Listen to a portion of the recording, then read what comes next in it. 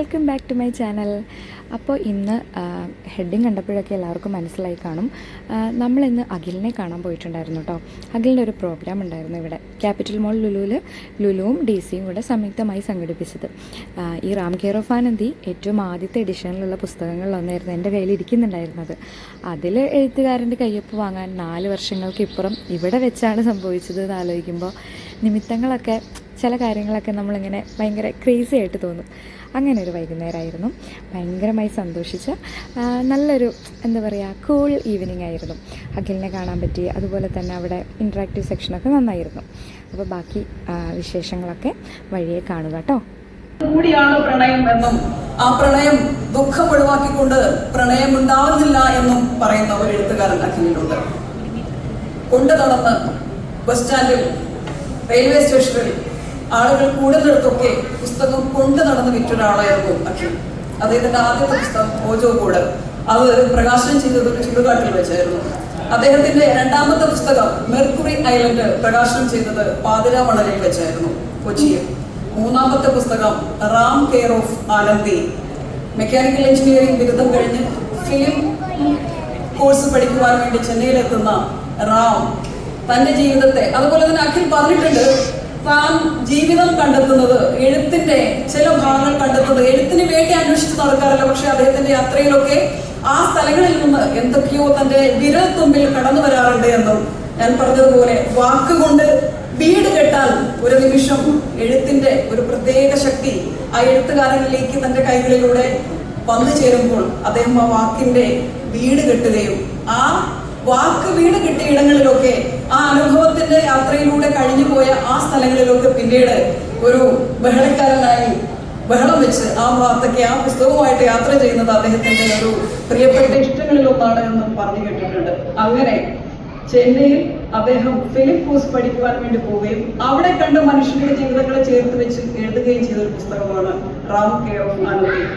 ഏറ്റവും പ്രധാനപ്പെട്ട, ഏറ്റവും ഇഷ്ടം തോന്നിയ, ഏറ്റവും അടുപ്പം തോന്നിയ ഒരു വാചകം ആ പുസ്തകം കയ്യിലെടുക്കുമ്പോൾ, പ്രിയപ്പെട്ട വായനക്കാര, ഇത്രയും പുസ്തകങ്ങൾക്കിടയിൽ നിന്നും ഈ പുസ്തകം തന്നെ താങ്കൾ തിരഞ്ഞെടുത്തതിന് എഴുത്തുകാരൻ എന്ന നിലയിൽ അദ്ദേഹം അർപ്പിക്കുന്ന ഒരു നന്ദി പ്രകാശനമുണ്ട്. അതാണ് ആ പുസ്തകത്തിന്റെ തുടക്കം. ഞാൻ എഴുതും, ഇഷ്ടമുള്ളവർ വായിച്ചാൽ മതി എന്നൊക്കെ പറയാറുണ്ട്. അങ്ങനെയാണെങ്കിൽ എഴുതാതിരിക്കാമല്ലോ, അല്ലെങ്കിൽ തന്നെ എഴുതുന്നത് പ്രസിദ്ധീകരിക്കാതിരിക്കാമല്ലോ. ഉള്ളിന്റെ ഉള്ളിൽ ഏതെഴുത്തുകാരനും, കല ഉപാസിക്കുന്ന ഏതൊരാളും ആഗ്രഹിക്കുന്നത്, സ്വപ്നം കാണുന്നത് തന്റെ കലാവിരുത്, തന്റെ ആ ഒരു വൈഭവം അത് മറ്റൊരാൾ കാണണം, തന്നെ പ്രകീർത്തിക്കപ്പെടണം, അത്രയുമില്ലെങ്കിലും തന്റെ ആ ഒരു കലോപാസന ലോകം കാണുകയും ചെയ്യണം എന്നുള്ളതാണ്.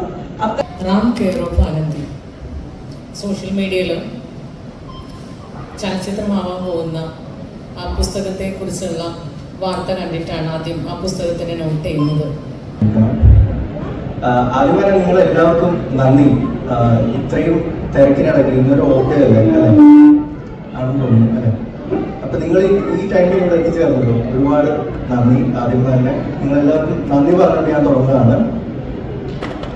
പിന്നെ കേരളമാണെങ്കിൽ നമുക്കിപ്പോൾ കേരളത്തിലൊരു പ്രോഗ്രാം വെക്കുവാണെങ്കിൽ ഞാൻ പറയാം ഒരു 10 പേരെങ്കിലും വരുമെന്ന് എനിക്കൊരു വിശ്വാസമുണ്ട്. അപ്പൊ ഇങ്ങോട്ടേക്ക് എന്നെ വിളിച്ചപ്പോൾ ഞാൻ പറഞ്ഞ ആരെങ്കിലും വരുമോ, എനിക്കറിയില്ല. ഞാൻ അവസാനം കസേരയായിട്ട് ഞാൻ ഇരിക്കേണ്ടി വരുമെന്ന് പറഞ്ഞു. ഇവിടെ ഇങ്ങനെ വന്ന് കസേര നിറഞ്ഞ് കണ്ടിട്ട്, ഇവിടെ ആൾക്കാർ നിൽക്കുന്ന കണ്ടിട്ട്, ബാക്കിൽ നിൽക്കുന്ന കണ്ടിട്ട് ഭയങ്കര സന്തോഷം. നിങ്ങളിവിടെ ഉള്ള മലയാളികൾ ബുക്കിനെ സ്നേഹിക്കുന്നു എന്നറിഞ്ഞതിൽ വളരെയധികം സന്തോഷവും. പിന്നെ വേറെ കാര്യം, ഇവിടെ ഏറ്റവും കൂടുതൽ വിൽപ്പന നടന്ന ഒരു സ്ഥലമാണ് UAE ബുക്കിന്റെ. ഇപ്പൊ 2.5 ലക്ഷം കോപ്പികൾ താണ്ടി മലയാളത്തിൽ ഇപ്പൊ ഏകദേശം 1 എത്താൻ പോവാണ് ഏറ്റവും കൂടുതൽ വിൽപ്പന നടന്ന ബുക്കിന്റെ ഒരു ഇതില്. അത് നിങ്ങൾക്ക്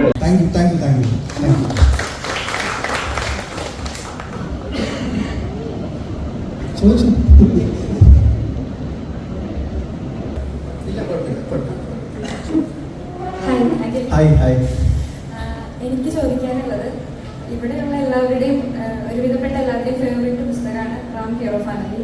അതിന്റെ പ്രിയപ്പെട്ട പുസ്തകം ഏതാണ്? എനിക്ക് കുറച്ച് ലിസ്റ്റ് എങ്കിലും പെട്ടെന്ന് വരികയാണെങ്കിൽ ത്രില്ലിംഗ് ആയിട്ട് ബെന്യാമിൻ സാറിന്റെ മഞ്ഞുവേൽ മരങ്ങൾ എനിക്ക് ഇഷ്ടമാണ്. കോട്ടയം പുഷ്പനാഥ് അതിനൊരു ഹിസ്റ്ററി ഉണ്ട് കേട്ടോ. അതിനെക്കുറിച്ച് നിങ്ങൾ ഒരുപാട് റിസർച്ച് ചെയ്ത് മനസ്സിലാക്കിയതിന് ശേഷമാണ് അത് ആകസ്മികമായിട്ട് നിങ്ങൾ എടുത്ത ഒരു കഥാപാത്രമാണ് ആ ഒരു ആനന്ദി. അത് നിങ്ങൾ അവിടെ ചെന്നൈയിൽ കണ്ടുമുട്ടിയ ഒരു കഥാപാത്രമാണ് ആനന്ദി.